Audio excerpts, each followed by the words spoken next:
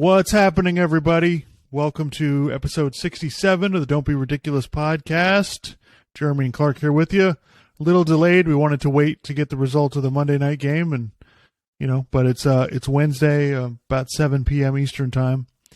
So we've got we just had Super Wild Card Weekend, and now we're moving on to the divisional round this weekend coming up, and I got to tell you, just at the outset, I thought, looking at the matchups, I thought that this was going to be a really bad weekend of football. Yeah. And surprisingly enough, well, not surprisingly, the NFL usually delivers, but the NFL really delivered. I thought some of these games were just absolute blowouts. You had backup quarterbacks in there, and it ended up being super exciting, which, that was really, really cool, really, really fun to watch. And, we had one of the greatest comebacks of all time. Other than I'm trying to, right. The 49ers game ended up being a blowout. The rest of them were, the 49ers game and the Cowboys game, those ended up being blowouts. The rest of them were close. Right. So, pretty good weekend of football. And now we're left with, it's basically, you could call it the Elite Eight of the NFL, because these are the remaining 8 teams. And, basically, if you look at it, the teams that we all kind of thought were the better teams are all there. The NFC, you got the 49ers and the Eagles, and then you got the Cowboys and the Giants. I don't know if we really buy into the Giants. The Cowboys, we kind of think they could be pretty good. And then the AFC, you got those 3 teams, the Bills, the Chiefs, and the Bengals, plus you got the Jaguars, who are kind of, So, all the teams that we thought were like the top 10 teams are kind of there. Yeah. So we're just gonna go through the games one by one. We'll get to the Dolphins and all of the Dolphins related material in a few minutes. But we're just gonna kind of go through the games, and then we'll preview next week's games. Going in order here, 49ers beat the Seahawks. We were out to dinner, so we didn't get to see a lot of it, but I came back home and watched the game after that, and it was. I think Seattle, to me, was one of those teams that, were they really it's one of those teams you look at, were they really a playoff team? And I thought Seattle really overachieved. I was really impressed. To me, they were this season's, one of the biggest surprises, I think. Probably the biggest surprise, that they were not only good, but they made the playoffs, which was just a shocker. So, yeah. But it went back and forth in the first half, and Seattle made some big plays. Got the ball to DK Metcalf quite a lot, and really made some noise there. And then it kind of came down. They were down by a score. They needed to come down and get a score, and then the turnover started. Bosa got a strip sack, and then Geno Smith threw an interception on the next drive, and that basically ended the game. But I was impressed with Seattle being able to hang in there. But I think San Francisco is just, their overall roster is just so dominant that they're going to be tough to beat. So what do you think? Obviously, your thoughts on the game, and what do you think about the 49ers going forward? Are they the favorites in the NFC? I guess. It's weird saying that when they have a 7th round quarterback who's the 3rd string quarterback, but, yeah, I guess so. Given their defense and they're able to run the ball, and Brock Purdy seems to be able to run their offense pretty well. And then you look at the other teams, and it's like, well, the Eagles have some injuries. Jalen Hurts, we don't know. I guess people are kind of saying he's not really 100%. And they also kind of peaked a couple months ago. So I don't know if they're going to get back to what they were a couple months ago. So, then you just look at the Cowboys. Look. We'll get into that game, but the Buccaneers weren't a good team, so them blowing them out, really, that's what they were supposed to do. I think they're really going to have a hard time against the 49ers. So, and the Giants, come on. No one really believes in the Giants. It's Brian Daboll's obviously, he seems to be a really good coach. He really turned them around, but come on. Yeah, I couldn't help watching that game. Just think, my God, if Tua was on San Francisco, people would think he's the greatest quarterback of all time. If he got to run that offense with that person, with those personnel, It just, oh my God, because it's beautiful when you see it, when you see how they run it and everything they do. It's really cool. And it's fun, it's funny that it's the 49ers. They're basically running the West Coast offense with Shanahan's running game. Yeah. That's basically what it is. They use a lot more motion nowadays than they did 30, 40 years ago, but it's that kind of, short passes, get the ball to the people in stride so they can make plays after the catch. It makes it really easy for the quarterback, and you see why that offense has been basically involved in every offense the NFL's ever had. Have used concepts of the West Coast offense, so that's just something I thought about watching the game. Yeah, also, and I've been thinking about this. How is Mike Shanahan in the Hall of Fame? I don't think so. I think that's ridiculous because not only did the guy win 2 Super Bowls, and the running game that he had just kept being successful almost no matter who you put into it. And then obviously he taught his son that, and now his son is doing that and having great success. And then there's a Kyle Shanahan coaching tree that seems to be having success. So I don't know how Mike Shanahan's not in the Hall of Fame. It says he's a finalist for this year, so we'll see. Okay. We'll see if he gets in. But in terms of a guy who impacted the game, you got to put that guy in there. sidetracked. But that's just when I think about San Francisco, and then just thinking about the Shanahan family and the impact they're having on football over. And in that same vein, Mike Holmgren is also up for that job, and he's another one great guy who took Walsh's West Coast stuff and really, really did a heck of a lot with it. So I think it's ridiculous he's not in the Hall of Fame. Also, Dan Reeves, another one that I think should be in the Hall of Fame. Took the Broncos to 3 Super Bowls with John Elway, took the Falcons to the Super Bowl. The guy, I definitely think he should be in, no doubt. I don't see how there's even a question. Yeah. I know he didn't win. I know Shanahan and Holmgren have won the Super Bowl, so that gives them a leg up, but I don't see a whole lot of difference. Right. So I think, the 49ers are really dangerous. I think the only team that maybe has a chance to beat them would be Philadelphia. I think they're the only team that physically is on their level, that might be able to hold up against them, but they have offensive line injuries now, so we'll see. Yeah, I think that would be my big concern, because it just seems like, again, like when San Francisco made the Super Bowl a few years ago, it was just basically they physically dominated you. And it was just I just don't think there's a lot of teams that can really deal with that. So, yeah. Yeah, so moving on to the next game. Oh, the Chargers. Oh, yeah. What can I say? It's funny. Times change, but some teams, it's funny. Like some teams have a thing that's embedded in their culture, right? Chicago, it's like tough defense, physicality, right? The Chargers, it's just we get a lot of talent and we blow games. This is what we do. We do not fulfill our potential. It's a lifetime of this. Oh God. Well, it's funny because I'm thinking about that and I'm just like it seems like the only team where the Chargers don't blow it is the Colts in the playoffs. Because they just cut Peyton Manning. I think he beat him once, but they would always give him fits. But the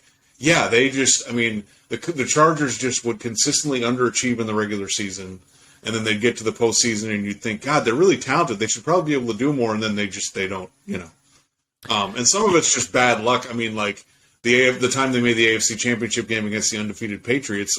Phillip Rivers was playing on a torn ACL, and LaDainian Tomlinson couldn't play. So. But it's just some of it is that they'll miss a field goal or something will go wrong. Or, obviously the classic this is now the classic example of it, this game. But, the other classic example before this is that game against the Patriots where they were up by a bunch and Tom Brady threw like 4 interceptions and the Chargers still fucking lost. So, yeah, this is just the latest example. It's just one of those things where you see it and you go, oh, God, again, guys, really? Watching that game, I heard a bunch of people turned it off at halftime, which I know you're one of those people. Yeah. It was, when it was 27-0, I was like, all right, let me see what happens before halftime here.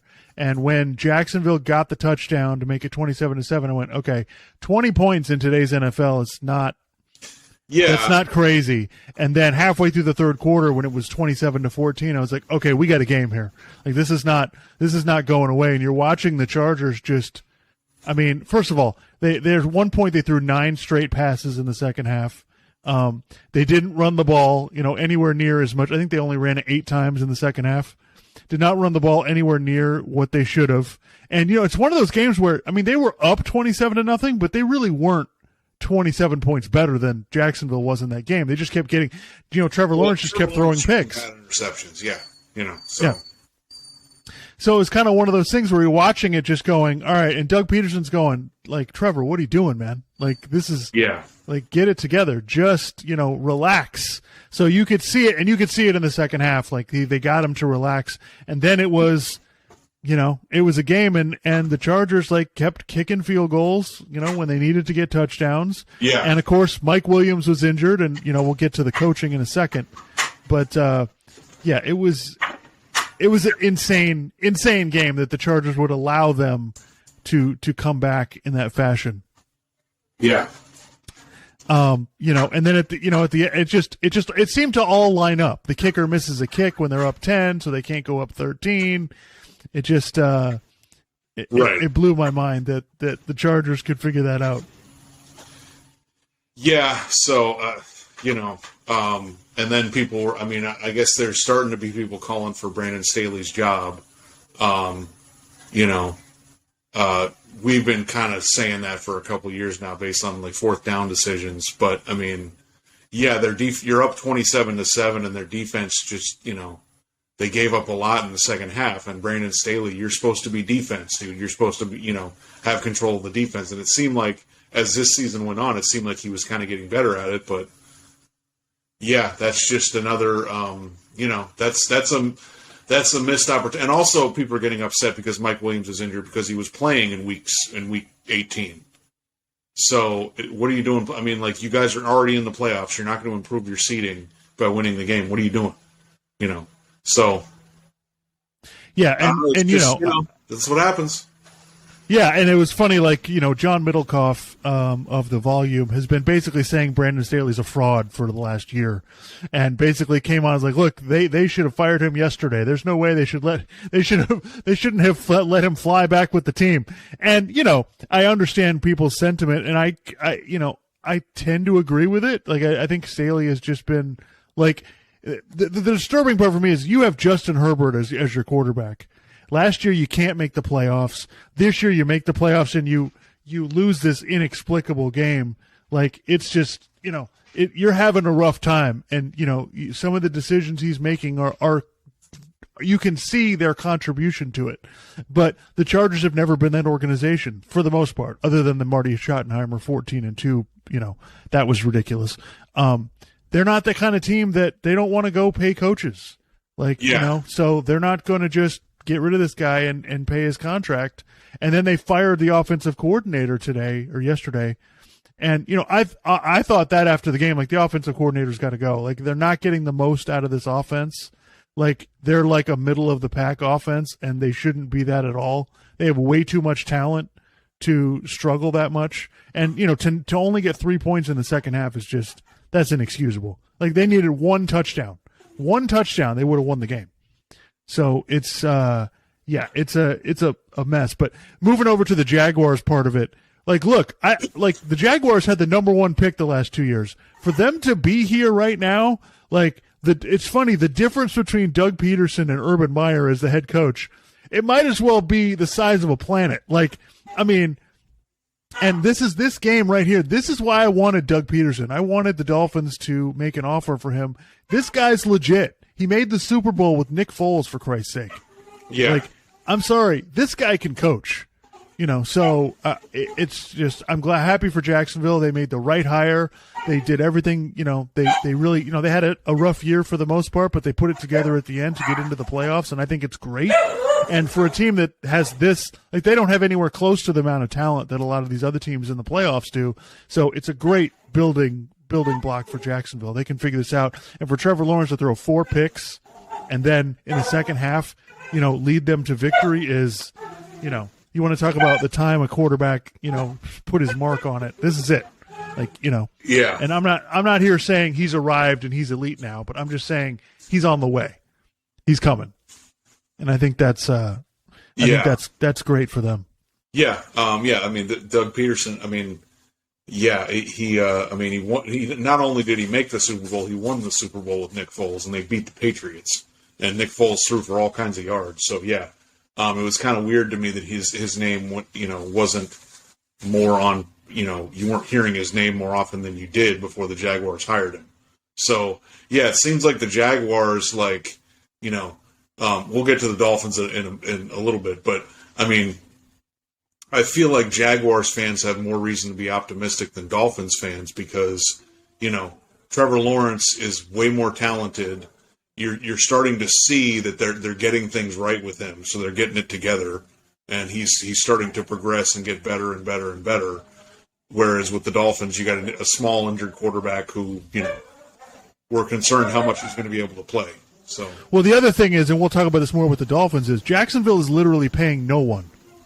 Okay, the Dolphins. I know that the idea is get the quarterback on the rookie contract, and if you're building a team from the ground up, that's a good idea because you're not paying anybody. The Dolphins have 4 or 5 high-priced players, so it's a totally different situation where Jacksonville can build this thing with all these young guys and all the draft picks that they've accumulated. Like they're in a really good spot, especially in that division, which has a lot of turmoil right now. So, moving on to the Giants Vikings. Did you have something else you wanted to say? Or? No. So, everybody, if you watch football this season, we all saw this coming. We saw that the Vikings win 12, 13 games in the regular season and then go into the playoffs at home and lose to the Giants. And by the way, all credit to the Giants. The Giants are better coached. I think they do everything right. Like, all credit to the Giants, but the Vikings are it's amazing how, first of all, their defense is bad. Like it's amazing how they won all these games this season with a defense like that. And second of all, just the epitome of the Vikings is Kirk Cousins on 4th and 8, checking down and throwing a 4-yard pass to a tight end who's covered. If you're a Vikings fan, this has to aggravate you to no end. Well, I think the most frustrating thing is it's like, yeah, there's limits with Kirk Cousins, but who else are we going to go get? Like, what?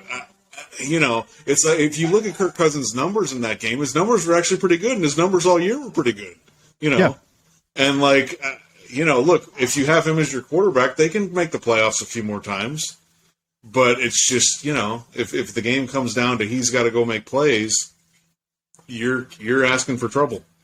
So well, and I don't understand how the ball doesn't go to Justin Jefferson more often. And so they made all these plays to T.J. Hawkinson, and I thought Mike Lombardi did a really good job explaining it. He goes, yeah, because they want you to throw it to T.J. Hawkinson. Go ahead.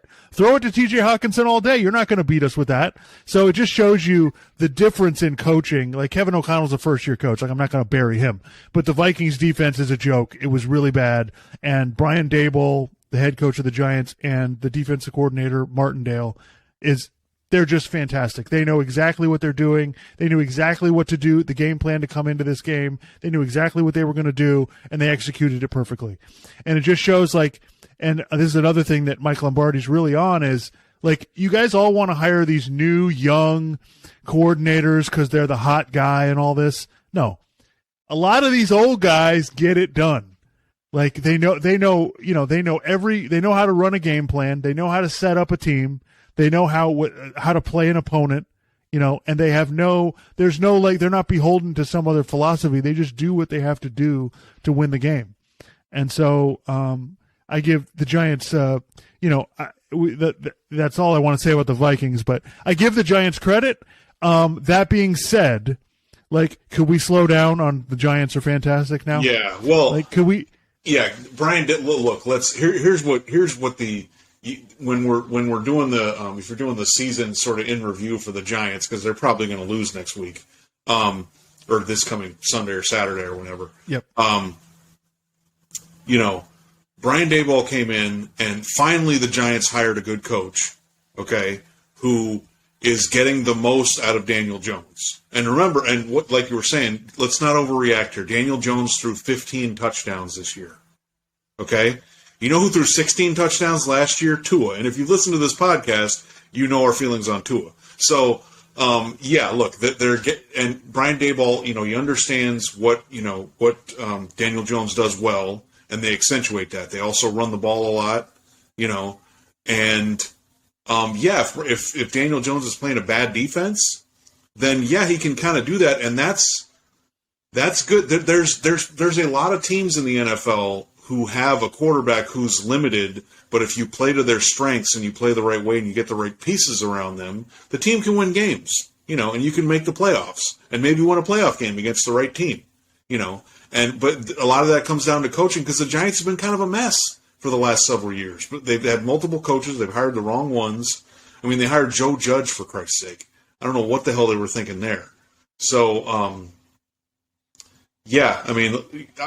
look, all credit to them. But, I mean, come on, they're not one of the better teams in the NFL. They, I don't, as far as what they're going to do with Daniel Jones, I don't know. We can talk about that later, but it just, it's kind of an interesting situation because, you can kind of see the limitations, but you can also win games with them. So what are you supposed to do? Yeah, and I mean, look, if you look on just in that game, right, if you think Daniel Jones, like Kirk Cousins, this is what, like, if Daniel Jones' best case scenario, this could be Kirk Cousins. Well, Daniel Jones is a far better athlete than Kirk Cousins is. He's bigger, right? Stronger arm. Like, there's a lot to be happy about here. It's difficult, right? Because you're going to have to figure out how to sign him to a contract. That being said, I don't think there's going to be a huge market for him. It's not like there's going to be competition to get Daniel Jones. So they're probably going to have to sign him and figure it out. But, Saquon Barkley's a stud. I mean, they're really good up front.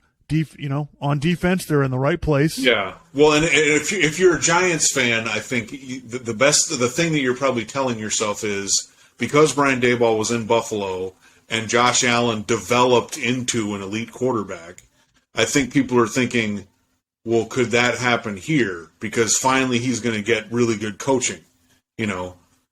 I'm not going to go out on a limb and say that, but if you're a Giants fan, you're probably like, is that going to happen? And you probably have your fingers crossed that maybe something like that could occur where maybe he doesn't get to elite level, but maybe, I mean, he only threw 15 touchdown passes this year. If he threw 30 touchdown passes in a season, then you're starting to think, okay, maybe there's a little bit more, the ceiling's a little higher than we thought.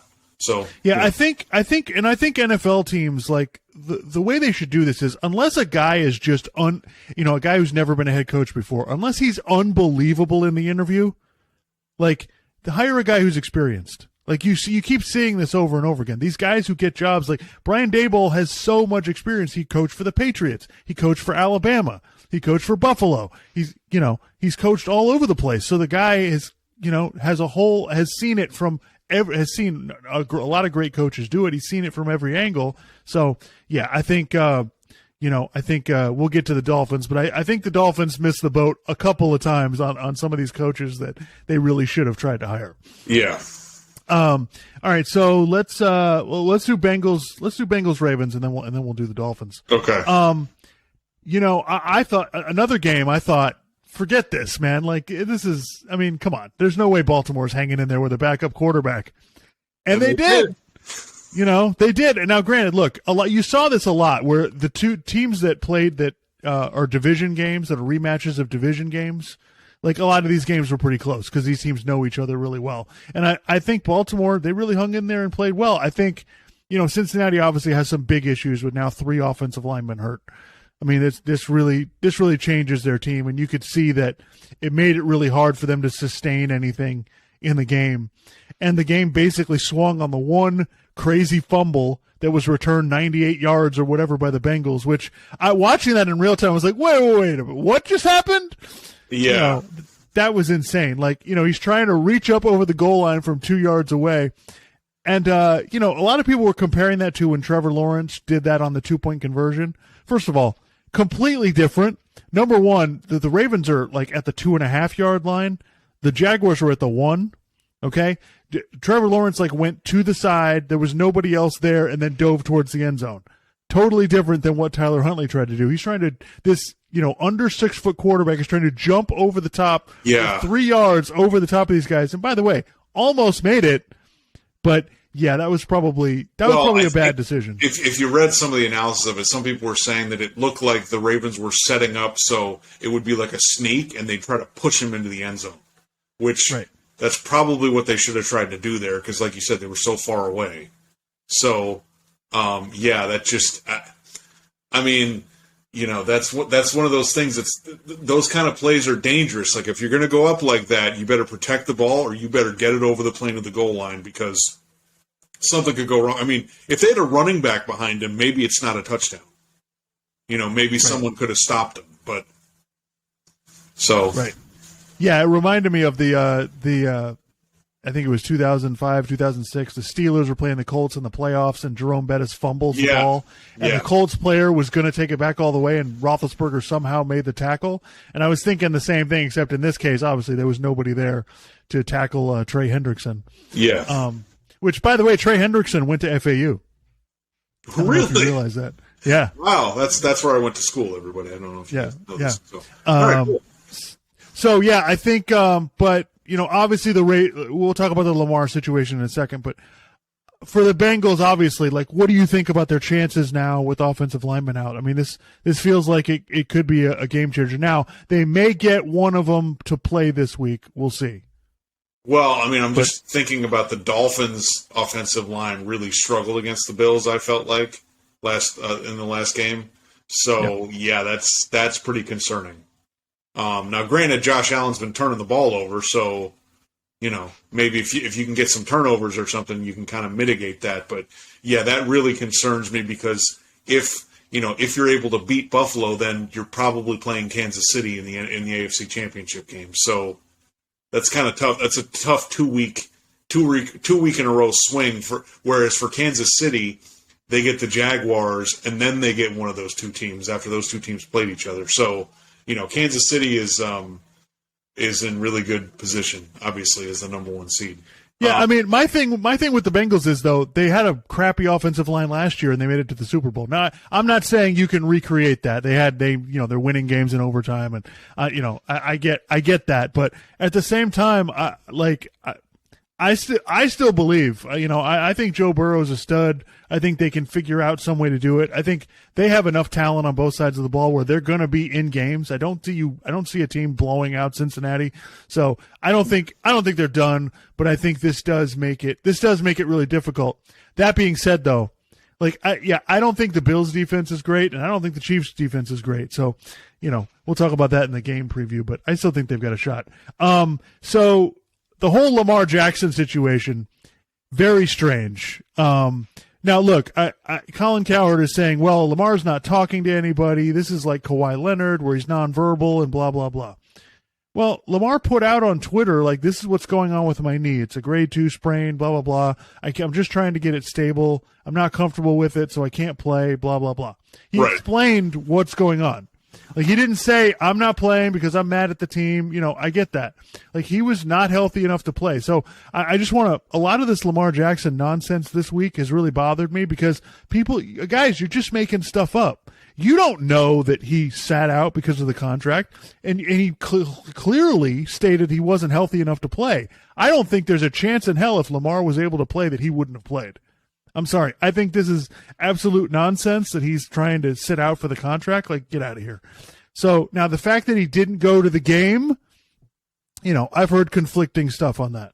I mean, in general, you think, oh, it kind of bothers me, but then again, if you're really working hard to get your knee better, and he's thinking, well, maybe if they win this game, I might be able to play the next week. Okay. Yeah. I understand not being at the game. Maybe Baltimore didn't want him there. So we're just kind of making stuff up because nobody's provided a whole lot of information about this. And that's the perfect environment for people on TV and on the radio to just jump in and, do a bunch of ridiculous speculation. So. Yeah. And they're like, oh, well, Baltimore hasn't offered. No, Baltimore made him the offer. They offered him the contract. The sticking point is the guaranteed money. This is not where Baltimore's trying to lowball anybody. That's not what's happening here. So no, but I will say that now they sort of have leverage, because 2 years in a row he's gotten injured and hasn't been able to come back. So right, Yeah, so we'll see how this goes. My belief is, I still think he's going to be on Baltimore next year. I just can't imagine you're letting an asset like this leave, even if you have to franchise tag him next season. I find it really hard to believe that Baltimore's going to move on.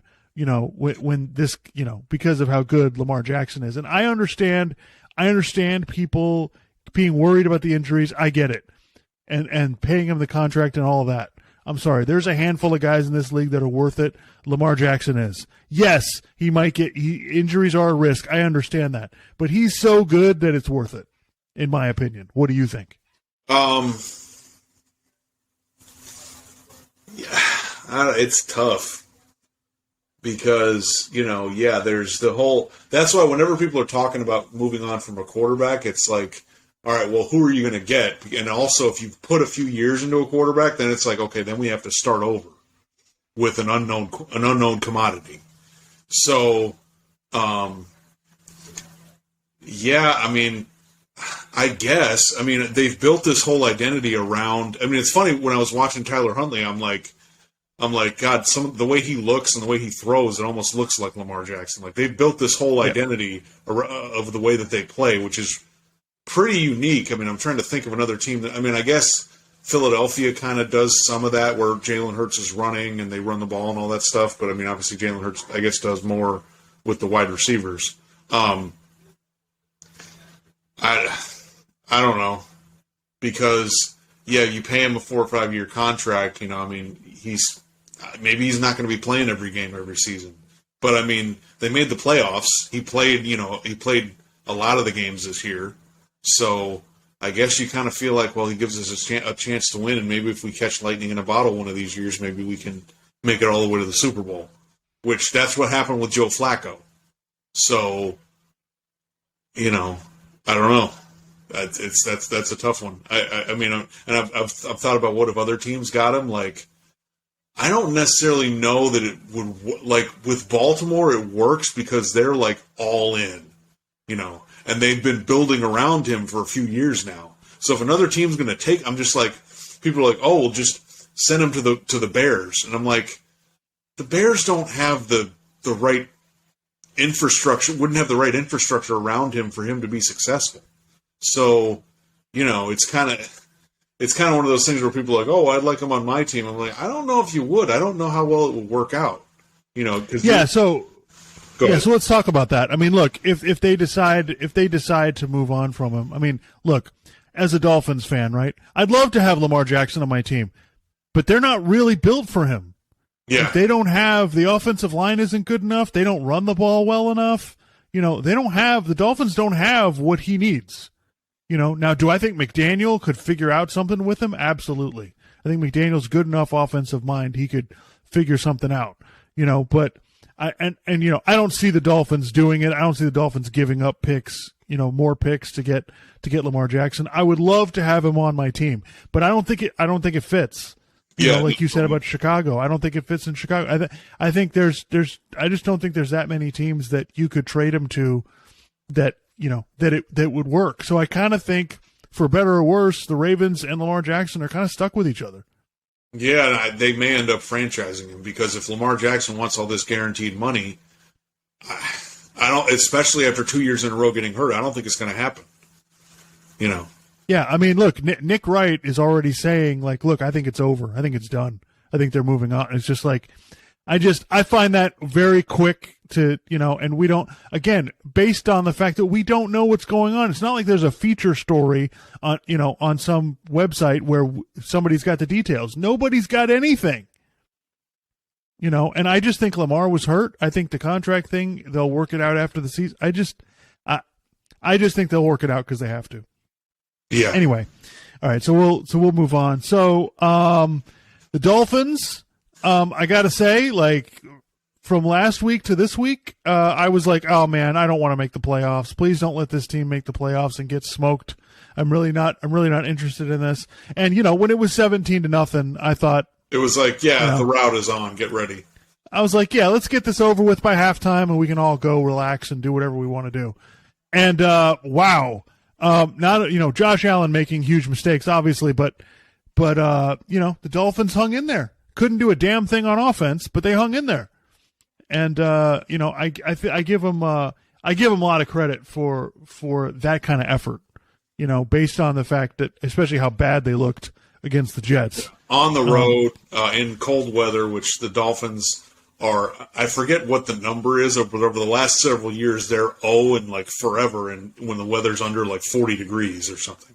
So, yeah, I was really impressed that they were able to hang in the game. I mean, like you said, their offense was just. I mean, look at Skylar Thompson. I give him a lot of credit, but his stat line was awful.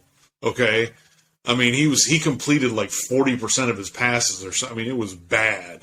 So yeah, the fact that they hung in there, great. But there is some level of like, dude, if you guys could have gotten the damn play called in time and wouldn't have had to burn all these timeouts and to avoid delay a game or just you're struggling to get the damn play in, like, I mean, a few of those you take them away, maybe the Dolphins could have won the game. I mean, and it's one of those things where you kind of go, like, this is a criticism we've had of McDaniel all year long of game management. We're just kind of like, what are you guys doing? So, I don't know. Yeah, and McDaniel's explanation for that 4th and 1, well, they told me it was first down and blah, and I'm like, I'm watching it on TV. I can see that it's not first down. You're supposed to fucking know. Come on, you're the coach. Come on. Right. You've got how many eyeballs does he have? He's got the people in the booth looking at it. He's got everybody on the field. He's standing next to one of the referees. Like, this is like it's ridiculous. And I think I said last week, I'm like, they can't have Skylar Thompson go out there and throw the ball 40 something times, and they did. I can't be. Yes, I think they should have run the ball, which is kind of frustrating that they ran the ball so well against Buffalo the last time they played them, but they couldn't do it. The other day. And, now granted, once it got to the second half, every time they tried to run, it just got stuffed. So yeah. I can't complain too much. What were they supposed to do? Keep going to something that obviously isn't working. But I do think McDaniel has some issues that he needs to get fixed, as a first year coach, that he's got to get resolved. Some of this game management stuff is not good. The 3rd and 19 where they're throwing it instead of just throwing a screen pass or running with the ball and punting it. Like I'm not sure what you're trying to do. Like, you have to understand the game that you're in and the players that you have. And they tried going down the field early in the game, and if Jalen Waddle would have caught some of those passes, maybe things, it might have been different. But that's the game that you were in. And I'm just confused by the fact that why didn't Skylar Thompson run with the ball more? Yeah. Or why didn't they have designed runs for him? If you watch any of Skylar Thompson's Kansas State highlights, the dude runs with the ball all the time. So yeah. I didn't understand, like, in this game, you needed an extra dimension. You needed something else that you could go to, because traditional offense wasn't going to work here. Yeah. Like, Skylar Thompson could barely stand in the pocket and reading the defense and throwing it is not what he's good at. So I just feel like they kind of missed an opportunity. They could have done a bunch of things better. That being said, they played their butts off, and I give credit to the defense. The defense was like a mass unit. They didn't have a whole lot of guys in the secondary left that could play by this point in the season. Yeah. And they rolled the dice and they went after it. And, they played man coverage even when they shouldn't have. And, they squeezed every ounce that they could out of the defense. Yeah. So, I mean, Buffalo in this game, like, look, Buffalo should have won this game easily. There's no reason the Dolphins should have been in this game for 4 quarters. One of the interceptions, I think, was not necessarily Josh Allen's fault. It was a tip ball. But the strip fumble was absolutely his fault. Like, we see Josh Allen do that all the time. I've seen him do that. Yeah, I've seen him do it in the playoffs. Yep. So that's a bit of a problem. I feel like, I don't think there's a whole lot to say about Buffalo's defense. I do feel like offensively, like they don't seem to have a second option. They don't really stick to running the ball, and it turns into just the Josh Allen show. And most of the time, as we've seen earlier this season, that'll get you beat. The Dolphins were right there with Buffalo in the regular season game, and Josh Allen just decided, I'm winning the game now, and that was the end of it. So, yeah, he's definitely responsible for keeping them in the game. But I do think the Josh Allen criticism is going a little bit insane. Like, I was watching Colin Cowherd talking to Nick Wright about this, and Nick Wright is obviously a big Chiefs fan. And, he's basically like appalled, and he wants apologies from people for saying that Josh Allen is in Patrick Mahomes' class. And I'm just confused by it. Yes, does Josh Allen make some reckless mistakes? Yes, he does. Okay, but if it wasn't for the Bills' defense not stopping the Chiefs with 13 seconds to go, they've beaten them 3 straight times. Like, we're acting like, Mahomes has won the Super Bowl, so he's clearly way better than everybody else. Yeah, so did Trent Dilfer and Brad Johnson and Nick Foles, and like, you have the same number of Super Bowls as they do. So, I think it's some Chiefs homerism right there. Yeah, I mean, look, there's some. I think it's okay to have some concerns about it, but yeah, he's still really good. Like, if you're criticizing him, what are you saying? Like, he's bad? No, he's not bad. He's still really good. There's some things they need to kind of correct, and maybe it'd be better if they could run the ball a little more consistently. Maybe that might help them. But yeah, they're still really good. I mean, like, look, if they make the AFC Championship game and they're playing the Chiefs, can they beat the Chiefs? Yeah, they can beat the Chiefs. The Chiefs are not unbeatable anymore. Okay, they can be beat. Okay, especially if Josh Allen's running around and making throws down the field. Like, that's a problem for any team.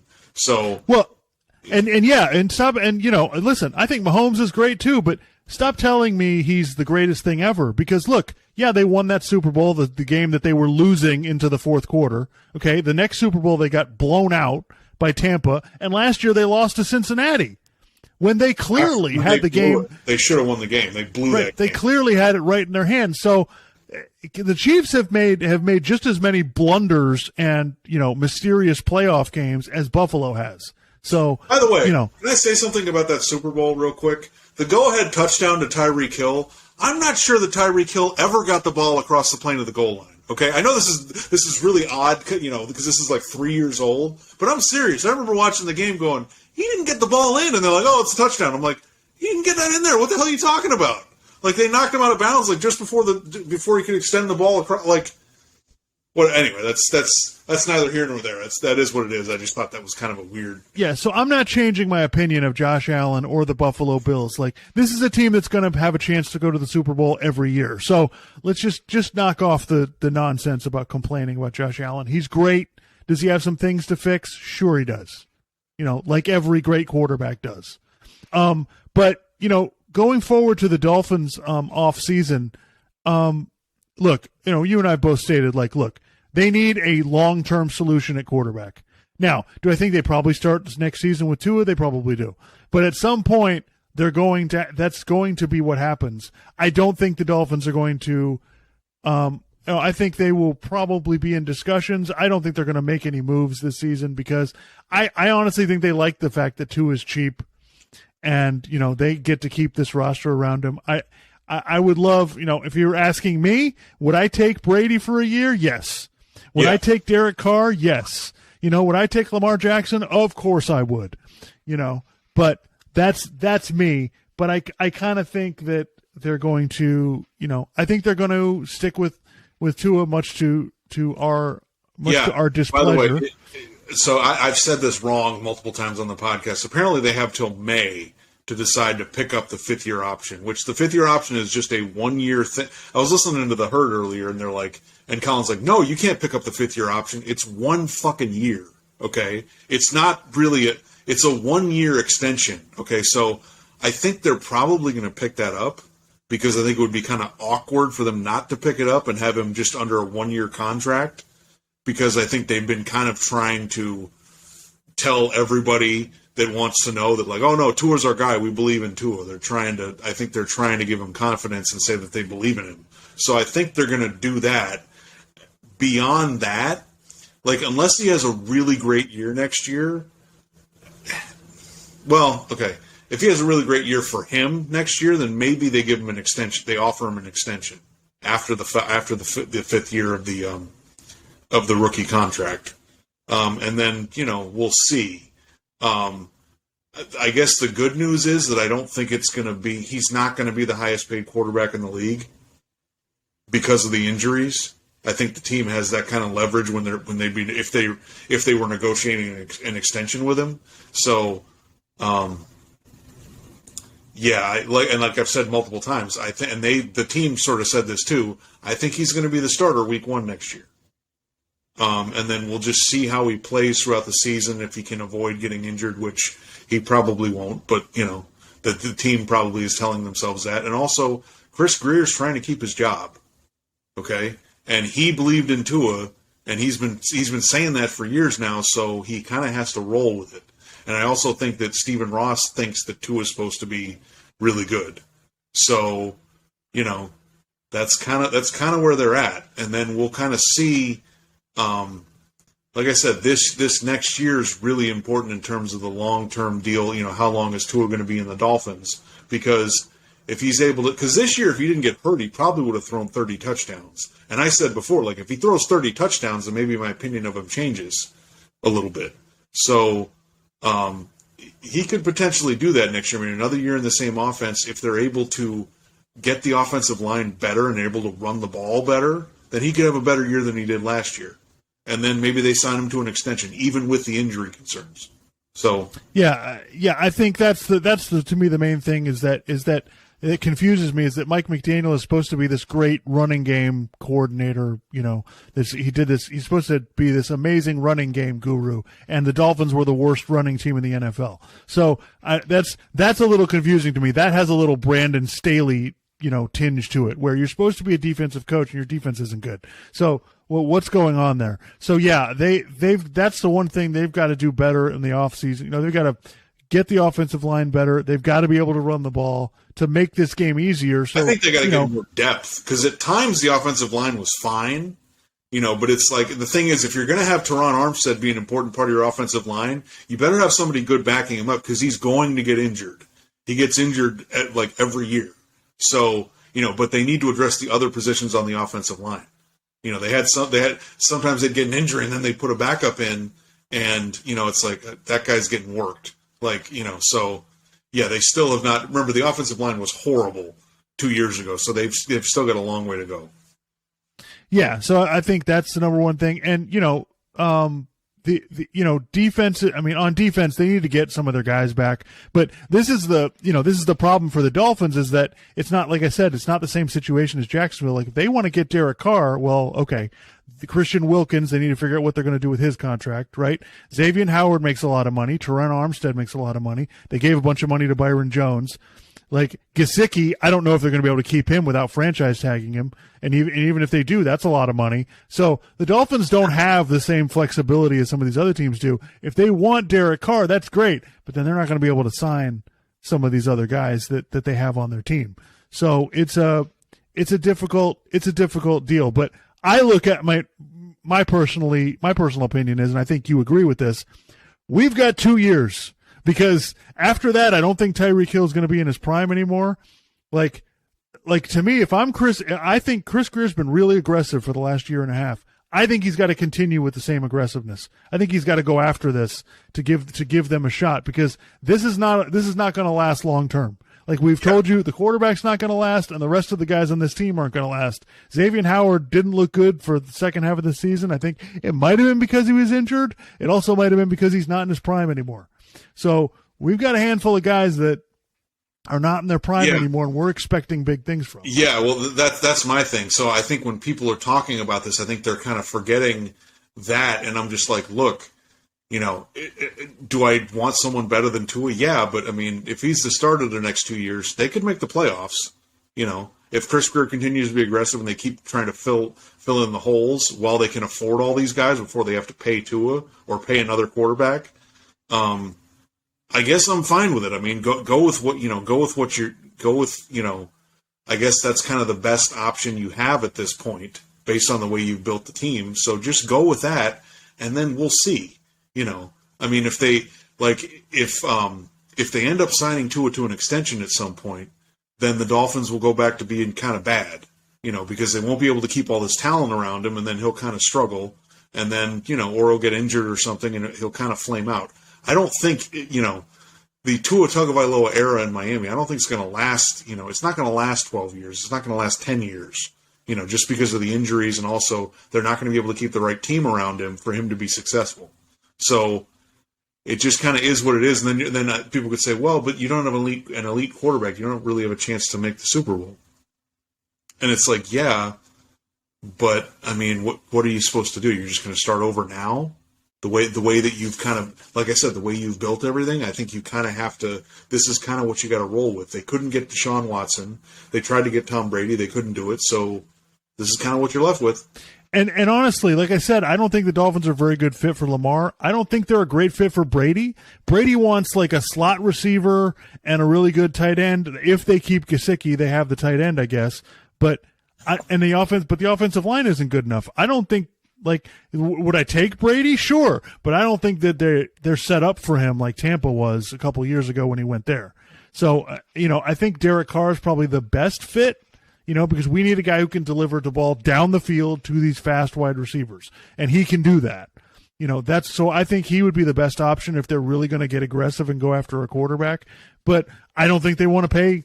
I don't think they want to pay the guy, and I don't think they want to make the roster moves necessary for that to work. But I'm hearing a lot of stuff about them firing. That the Dolphins might fire the defensive coordinator, Josh Boyer, and I mean, I don't understand that. Like, the defense was really banged up the whole year, and especially the second half of the season, the defense got better. Like, one thing, once they made the Bradley Chubb trade, the defensive line has been really good. And, the secondary is just everybody's injured. So, of course, it's, you're struggling with it. But I feel like he did a really good job with what they had on the team this year. I'm not sure what the idea behind firing him is. Who else are you going to go get? Brandon Staley? No, I'm just kidding. Yeah, I think, and for him to, they put their chips in the middle against Buffalo. They were blitzing, they were bringing guys, and it was probably not the best thing to do, but it was what they had to do. It was the only option they had. So, yeah, I'm not really into that kind of talk about that. Yeah. They have some issues to fix, and we'll see what happens. We'll update you as the offseason goes on. It's going to be a really interesting offseason with all these quarterbacks out there. So Dallas, how about them Cowboys? Beat the living hell out of Tampa, and we're back. So yeah, the Cowboys Buccaneers game.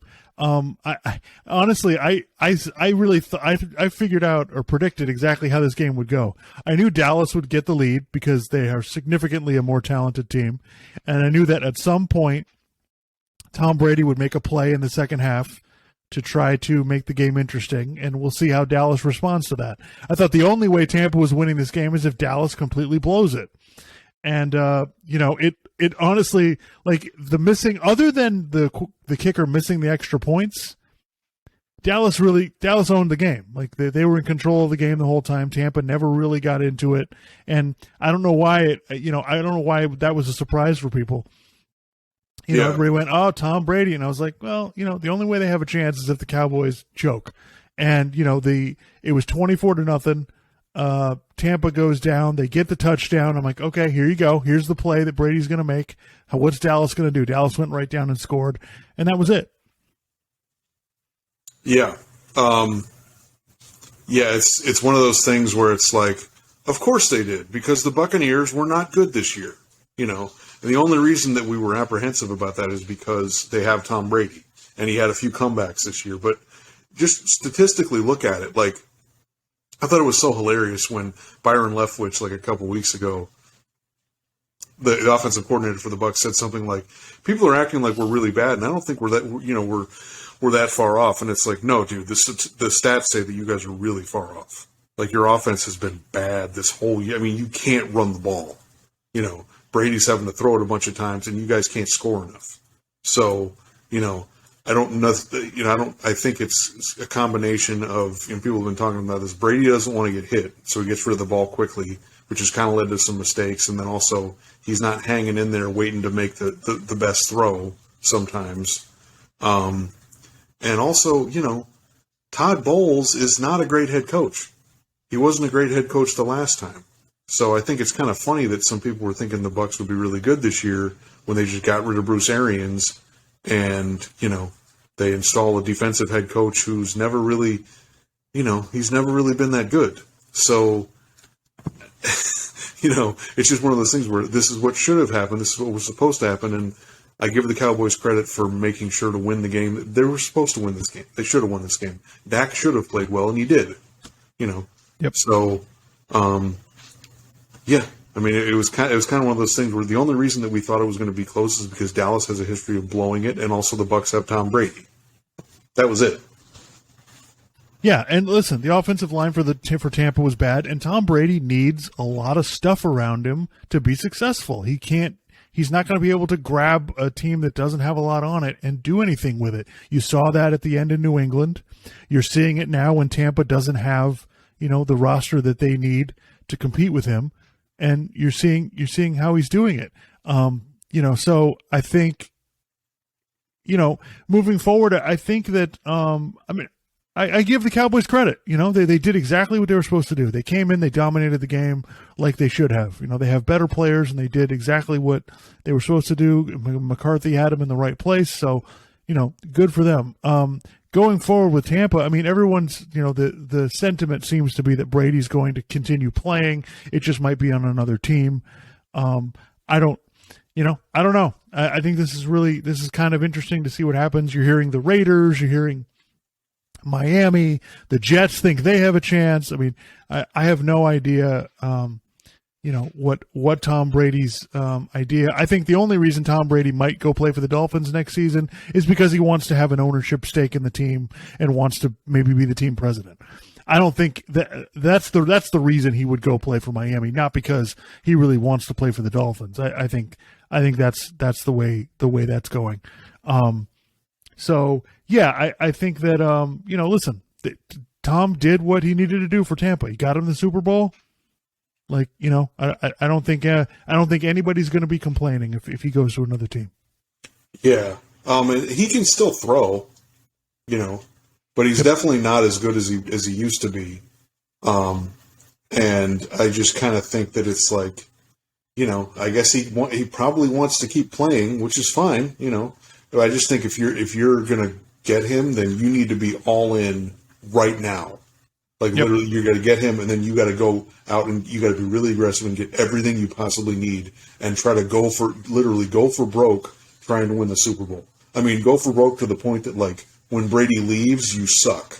Right. Because your contracts run out, or you can't pay everybody, and you're just, that's pretty much what you're going to have to do, and it might work in the right situation, but I just I think people are being a little, like we were talking about with Lamar Jackson, I think people are being a little pie in the sky with some of this stuff. It's like, why would San Francisco want to pay Brady that much money? Right. When you look at the rest of the way their team's composed. The Raiders, I could see doing it. The Dolphins, like I said, if you want to go all in, okay, but I don't know. I think that's kind of tough for them to swing that at this point based on the way that they've built their team. So, maybe there's some other teams I'm not thinking of. Because we didn't really think, Tampa Bay wasn't necessarily a team that we were really thinking about when he went there. So, it's just one of those things where, he wants to keep playing. Far be it for me to tell you what to do with your life, but he's not going to change. Our opinion of him is not going to change. Right. Based on what he does. If he wins another Super Bowl, okay. You already won 7 of them before that. I don't. Yeah, it has to be. Yeah, for him, it's got to be the exact right situation. He can't just go to any team and figure it out. There's only a handful of teams that even fit that description. So we'll see what he does. It seemed it's almost it reached a point where it's almost not even really that interesting because it's just if he wants to keep playing, go ahead. I just don't. I don't know. I mean, if he really likes playing, then okay. Yeah, I think this year was really tough on him, obviously for more reasons than just football. So we'll see. I think I hope he doesn't make the stupid mistake last year he made where he retired and then, announced his retirement way too early than he needed to. And then, so we'll see how it goes. But yeah, so good wild card weekend. Let's preview the divisional games before we get out of here. First the Jaguars going to Kansas City. Kansas City favored by 8 or 8.5 points, I think. I mean, look, I think emotionally Jacksonville put everything they had into that win last weekend. I don't see any way they're going to be able to meet the emotional level this week that you need to be at to try to beat the Chiefs. I think they're going to play hard like they always do. And but I just think Kansas City's got the jump on them. I think 8 points is a lot, but I feel like I think Kansas City definitely wins. But Jacksonville, they may give them a game. The one thing I'll say is that left. Peterson coached under Andy Reid, right? Right. Okay. I don't think that's necessarily a huge thing, but it's not nothing. So, right. And the Chiefs, look, the Chiefs are really good, but they're beatable. You know, I mean, if you get Trevor Lawrence running around a little bit, maybe you can make some stuff happen. I think the Chiefs don't have Tyreek Hill anymore, so they don't really have that knockout punch. So, right. You potentially have a chance. I just don't, like you said, they put a lot into that game. I wouldn't be, I would think that the Chiefs would kind of win the game easily, but, it's the NFL. That's why they play the games. Anything could happen. So, Yep. So you're with me. You think the Chiefs are in the AFC Championship game? The Bills and the Bengals. I don't know. Whichever quarterback plays better, I guess. I don't know. Yeah, that's definitely the most interesting game to me. So the Eagles are playing the Giants. I mean, look, in the first regular season meeting, the Eagles just destroyed the Giants when Jalen Hurts was rolling and all that stuff, and they still beat them in the last week, even without all of their starters in the game. So I just can't imagine the Giants being able to keep this up against Philadelphia. I think Philadelphia gets right this week, and we haven't seen them play well in probably a month. So I think this is the game where Philadelphia comes back and goes, "Oh yeah, remember us?" And they kind of show you who's boss, and they show you why they've been the best team in the NFC this year. So yeah, this could turn into a blowout. We'll see. The Giants aren't going to give it away easily, but I just think the Eagles they're just a better team. Yeah, I tend to, because the Giants. I mean, the Giants. It was a nice season, but I mean, I think with them you're kind of looking ahead because it seems like they finally got some stability and they got the right coach. Then the Cowboys. Excuse me. The Cowboys and the 49ers, which, I don't know, I guess is this turning into a rivalry? I mean, this is 2 years in a row that they're meeting in the playoffs. But I don't know. It's obviously not the same as it was in the mid-'90s. Yeah, I think, can the Cowboys meet the 49ers physicality? I think the Cowboys can have a chance in this game because I think the Cowboys defense is pretty good. So we'll see if they can just keep the 49ers from just rolling over them, because once the 49ers offense starts clicking, like it's just really, really difficult to stop. Offensively, I think Dallas is going to have to run the ball. They can't give up on it at any point. Dak's going to have to play as well or pretty close to the way he played against Tampa. He's going to have to deliver the ball. He may have to run out of the pocket and make some plays that way. Dak's going to have to really be smart in this game and, hit the guys that are there and make sure not to throw it to the 49ers because, it's just when you're playing a defense that's this fast, and don't try to do too much. Take what the defense is giving you. Don't try to hang in the pocket too long, and you got Joey Bosa coming for your head. What do you think about the fact that the Cowboys have so much less rest than the 49ers? Okay, yeah. So this is a good thing. I wanted to talk about this. So this is where the NFL is completely now we've gone to the point now we've completely lost our minds. I mean, I think the 17 game schedule this year has shown how many backup quarterbacks are playing in playoff games. 17 games is just too much. We can't do like you want to talk about doing 18 games. Are you out of your mind? Like 17 games is too much. And the fact that they do these stupid playoff games on Monday night, which as a TV product I get, but San Francisco has 2.5 days not only more rest, but more time to get prepared for this game. You know, and I understand, okay, the 49ers won their division, blah, blah, blah. But what if Tampa had won? Tampa won their division too. So it drives me crazy that this is the case. And if this is a close game and the 49ers lose this game by a field goal or something, you know, they're going to be mighty upset. I think they're pretty upset to begin with that this is the situation, but this is where this gets to be unfair. There should be as close to equal rest in the playoffs as you can get, and this is completely ridiculous. Yeah, I mean, when I heard that last year when they did the Monday night playoff game, I was like, what the fuck is this? Like, this is not, you know. And the other thing I'm starting to get really sick of is that they're starting these wild card and divisional games later at, you know. It used to be that you start a game at like 1 and 4. If you don't want to do that, fine. But now they're doing like 5 and then 8 o'clock or something. It's like, guys, really, and they're doing it on Sundays too. It's like, guys, can we get the games out of the way before? Like that was one of the things I loved about the NFL was that the games would always be out of the way before it was too late at night, except for the Sunday night and Monday night games during the regular season. Then that was over basically in the playoffs. You might get some Saturday night games, but I mean. Guys, like this is getting ridiculous. Yeah, I mean, at least this week the Sunday games are at 3 and 6:30, so it's a little bit better for us East Coast people. But I think the NFL is a victim of their success to a certain extent, and this is an example of it. But you shouldn't be creating unfair imbalances in the scheduling where Dallas is stuck with this. With this situation that they're in. Like I don't understand the Monday night thing. I think if you want to make, like we were talking about earlier, if you're going to put extra teams in the playoffs and have like a 7 versus 8 game or something like that, okay, I get it. But this is really unfair to the Cowboys that the 49ers played on Saturday afternoon and they get until the next Sunday evening basically. Until they play the next game, and Dallas basically has five days.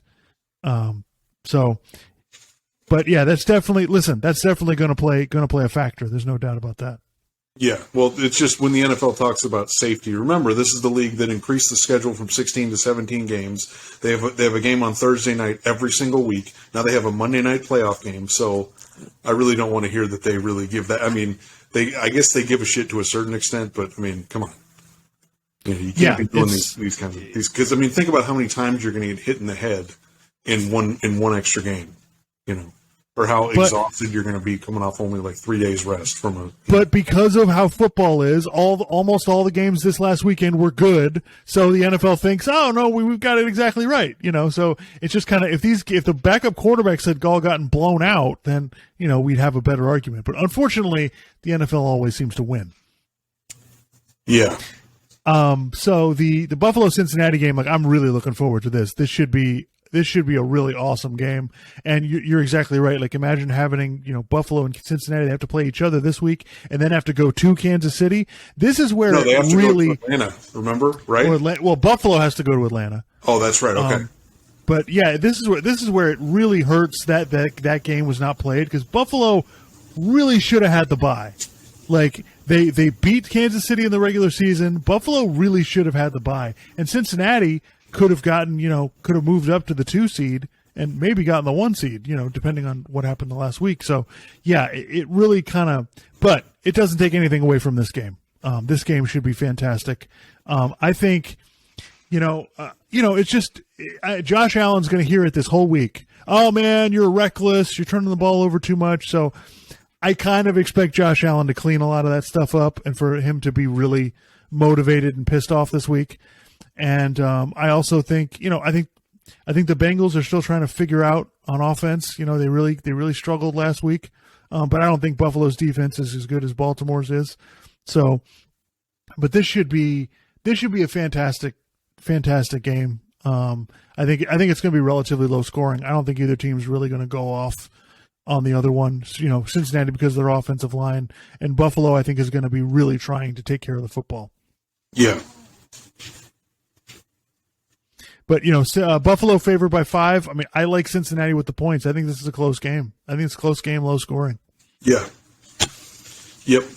I tend to agree. So, yeah, it should be a good weekend. Then we'll get to the final 4 teams, and and football's going to be over pretty quick. Yeah. I mean, I still feel good about Bengals 49ers in the Super Bowl. I still feel like feel pretty good about that pick. I trust Joe Burrow probably more than just about any other quarterback. So I think he's and then it kind of, if it's say it's the 49ers and the Chiefs again, I don't know. I guess maybe it's weird. I kind of feel really good about the 49ers being able to get it done this time, just because I feel like Kyle Shanahan, he had to learn something from, the 28-3 collapse and then, being ahead against the Chiefs the last time and, not being able to close it out. So, we'll see. I mean, it is kind of amazing that Kyle Shanahan has basically had all this problems with the quarterback, whether it's Garoppolo being hurt or, they go with Trey Lance and then Trey Lance gets hurt and then they get Jimmy Garoppolo and then Garoppolo gets hurt. Then they have a third string quarterback and now he's still playing well. The fact that there's still this, Kyle Shanahan must be really good. I mean, he must be really know what the hell he's doing. By the way, Brock Purdy and Skylar Thompson, both taken in the 7th round last year, both started playoff games. Look at how well Brock Purdy played, and look what we got from Skylar Thompson. I mean, it's amazing. So I don't know. I've been skeptical of the whole thing. The 49ers team can keep this up. If Purdy goes out and just really sucks, just has a really bad game and throws picks, then maybe that changes things. We'll see. But as long as he's well managed, like Shanahan's been doing, the games are gonna be close and they're gonna be tough to beat.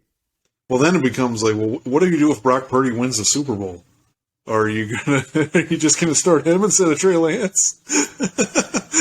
I think to me, if that happens, the decision's kind of made for you. Yeah. I think that's what you do. And you roll with it, and you see how it goes. Philadelphia, they won the Super Bowl with Nick Foles. They went with Nick Foles the next year, and then they realized, oh, well, and then I think did they get rid of him the year after that? I think maybe. He was still under contract, and then he ended up starting a bunch of games because Carson Wentz got hurt again, and then he won a playoff game, and then they still moved on. So. All right, folks. Thanks everybody for tuning in. Make sure you like, subscribe, comment. Tell us why we're idiots, why we're not more positive on the Dolphins. And but if you want to be positive on the Dolphins, by the way, listen to the Dan Le Batard show because they are all in. Josh Allen and Justin Herbert are completely overrated. Tua's awesome, and the Dolphins would have beat the Bills by 2 touchdowns if Tua had played. So they've got it was a fantastic show on Tuesday, I think. And I just kept shaking my head I'd love to live in hypothetical land where we can just imagine all these things happening that didn't happen and just be secure in our opinions. Anyway. All right, folks, enjoy the games.